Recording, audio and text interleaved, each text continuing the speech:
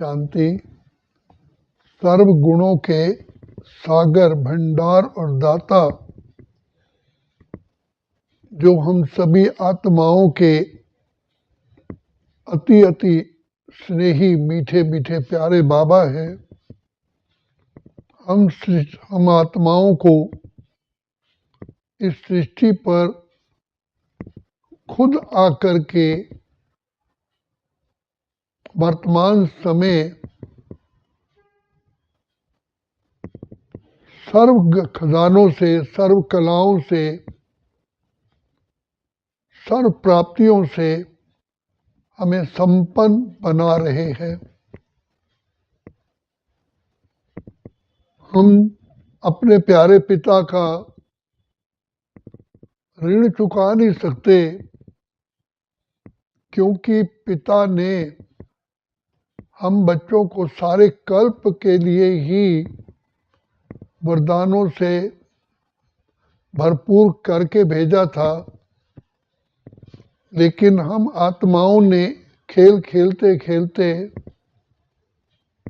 अपने को भी भूल गए, बाप को भी भूल गए, अपने घर को भी भूल गए, स्वधर्म को भी भूल गए और निज धाम को भी भूल गए।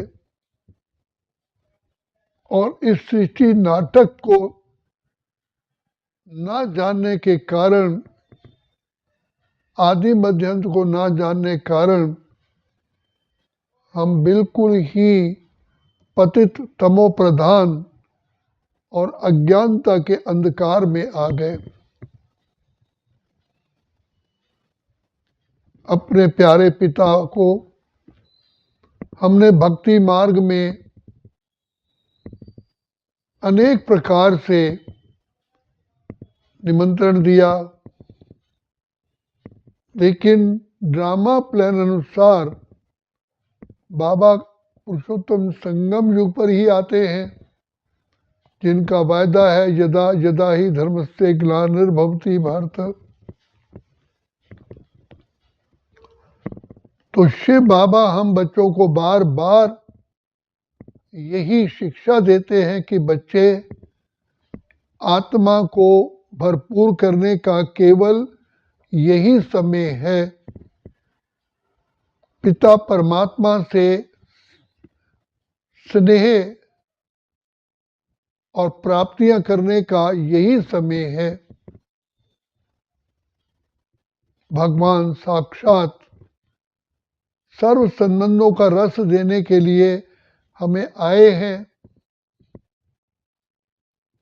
माता पिता, शिक्षक, सतगुरु, भाई, मित्र, सब संबंध का रस बाबा हमें अभी इस समय ही देते हैं। तो बाबा बार बार कहते हैं कि बच्चे, तुम कितने महान आत्माएं थे, अनादिकाल में भी और आदिकाल में भी। बाबा किन प्यारे प्यारे शब्दों में हमें पुकारते हैं कि तुम मेरे नूरे रत्न, राज दुलारे हो। इतना स्नेह बाबा का, जो प्यार के सागर है। हमने तो कहा कि हम आपके एक बूंद के प्यासे हैं, लेकिन बाबा तो सर्वस्व हम पर लुटाते हैं। और पावन बनने के लिए बार बार हम बच्चों को यही शिक्षा देते हैं, बच्चे मीठे मीठे बाप को याद करो, तो आपके सर्व खजाने भरपूर हो जाएंगे। तो बाप को याद करने का बाबा फिर बताते हैं कि देखो, बाप से जो प्राप्तियां होती हैं उसको भी सामने रखो। वर्तमान समय ही केवल भरपूर होने का समय है, फिर तो चांस मिलेगा ही नहीं। और हम कितने पद्मा पद्म सौभाग्यशाली हैं, जो भगवान ने हमको सारे विश्व में से हम कहीं भी थे हमको ढूंढ करके हमें भरपूर कर रहे हैं। बाबा कितने निरअहंकारी हैं। हम बच्चों को, पतितों को आकर के गले लगाते हैं और निस्वार्थ हमारी सेवा करते हैं। तो शिव बाबा नाम ही है कल्याणकारी। तो हम सभी आत्माओं को बाबा हर बच्चे को राजा बनाते हैं। तो कहते हैं बच्चे, तुम आत्माएं जब अपनी कर्म इंद्रियों के राजा नहीं बनोगे तो विश्व पर राज्य कैसे करोगे। शिक्षा भी देते हैं और तरीका भी बताते हैं कि कैसे हम कर्म इंद्रिय जीत, प्रकृति जीत, विश्व जीत और सबके हृदय को जीतते हैं। तो बाबा ने हमको बार बार कहा कि बच्चे, जो मैं आकर के रोज तुम बच्चों को ज्ञान का खजाना देता हूं, ये ज्ञान का खजाना ही तुम आत्माओं के लिए सबसे बड़ा आत्मा को चार्ज करने का टॉनिक है। तो जैसे दिया जलाते हैं तो दिया सदा ही जलता रहे, तो उसमें घी का ध्यान रखते हैं।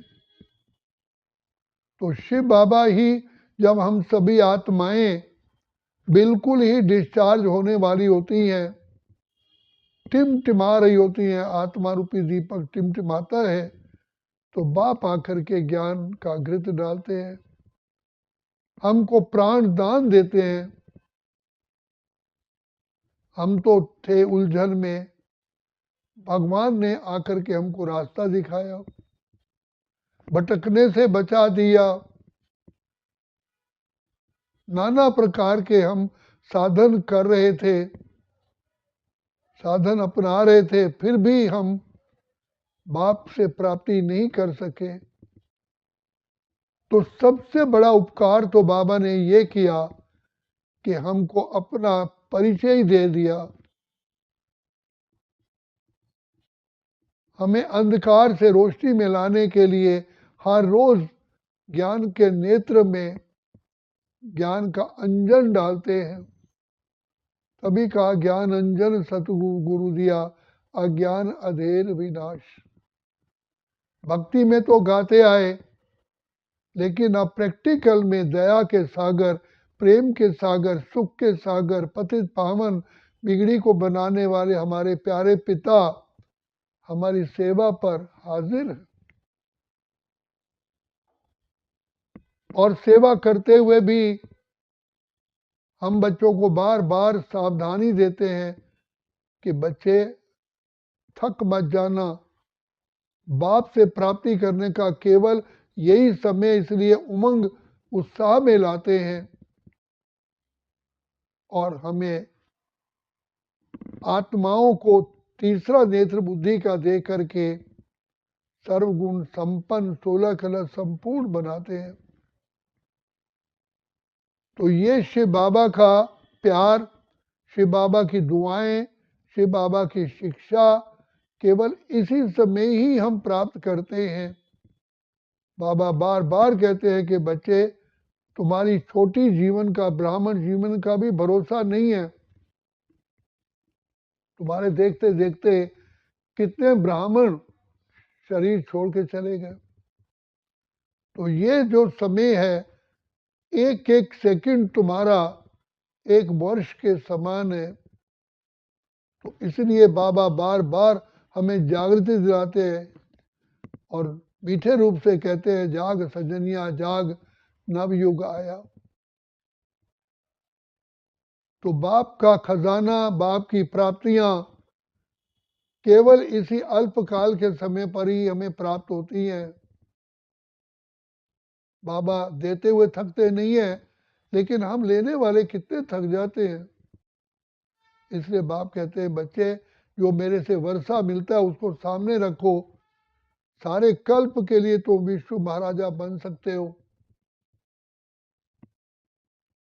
बाबा टीचर रूप में आकर के हमें ऐसी शिक्षा देते हैं जो हम सर्वगुण संपन्न 16 कला संपूर्ण बनते हैं।